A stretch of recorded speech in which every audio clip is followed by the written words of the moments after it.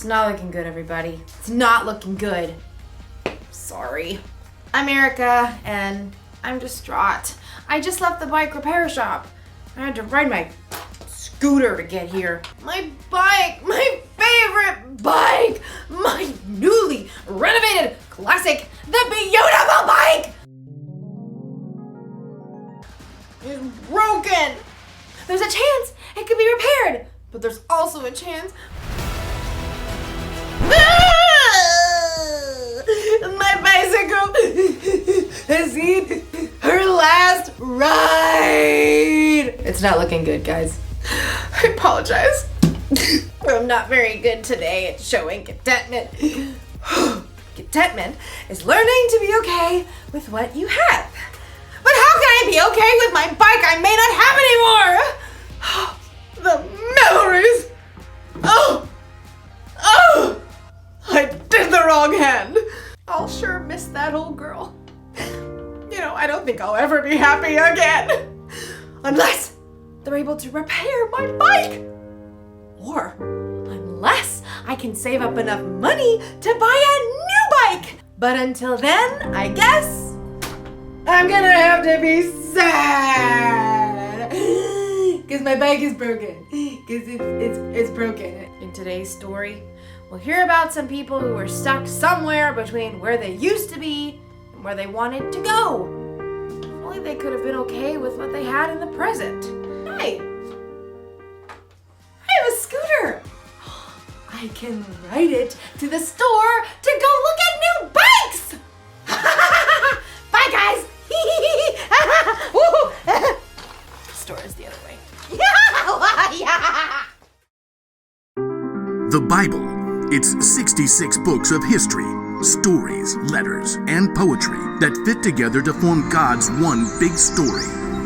The epic adventure of how He created us and loves us so much that He made a way to rescue us. As we travel through the Bible, from Genesis to Revelation, we discover people who met God and found their lives changed forever. Now, for an amazing story.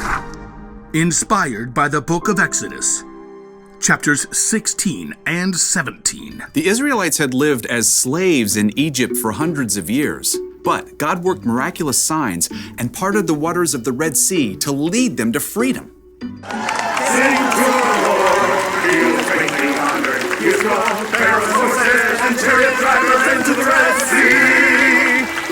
God's people were free, but it didn't take long for all that singing and celebrating to turn into whining. The Israelites complained to their leader, Moses. You must want all of us to die of hunger out here. Yeah, we had it good in Egypt. All the food we wanted. You do remember you were slaves, right? But we had so much meat we could barbecue every day.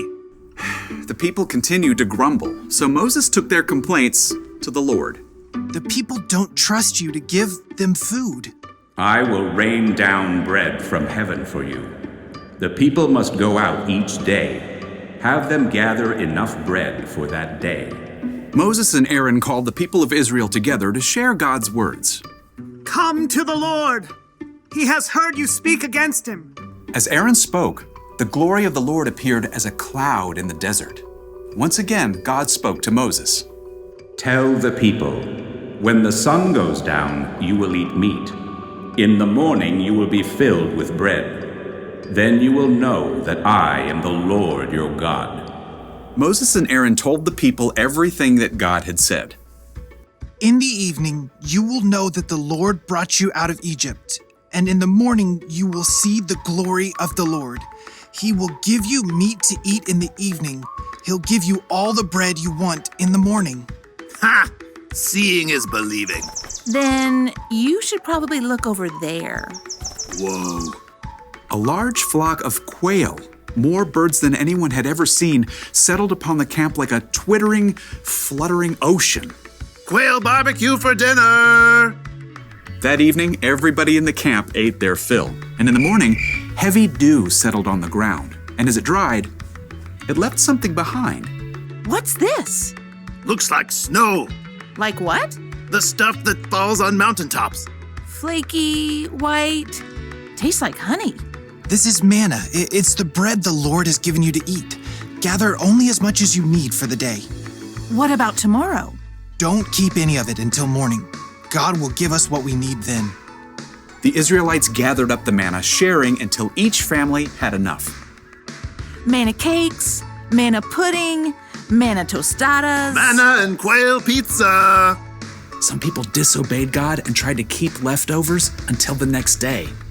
Ew. But any manna kept overnight, filled with maggots. As long as the Israelites stayed in the desert, the Lord provided fresh manna for them to eat every single morning. Time to move camp. The Israelites soon moved to their next camp in Rephidim, and although manna was plentiful, fresh water was not. Seriously? I am so parched. Even though God had worked miracle upon miracle and provided food from nowhere, the Israelites still panicked. They turned on Moses once again. Give us water to drink right now. Why are you arguing with me? Don't you trust the Lord? Why did you lead us out of Egypt? At least we had water there. Now we're all going to die of thirst. The Israelites were so angry, they actually picked up stones to throw at Moses. Frustrated, Moses cried out to the Lord. What am I going to do with these people? They're ready to kill me. Go out in front of the people. Take the walking stick you used when you struck the Nile River. I will stand there in front of you by the rock at Mount Horeb. Hit the rock, then water will come out of it. Thank you, Lord. Moses called the leaders and the people of Israel together. Come up with me to the rock at Mount Horeb. The huge rock overshadowed Moses as he walked beneath it, walking stick held high. Now see what God will do. Moses struck the rock. Immediately, God caused cold, clear water to gush from the rock, forming a rushing stream below. Not bad. Yeah, I guess it beats Egypt. For now. Over and over, God showed that He would care for His people, but still the Israelites were tempted to long for what they had before, in spite of their newfound freedom.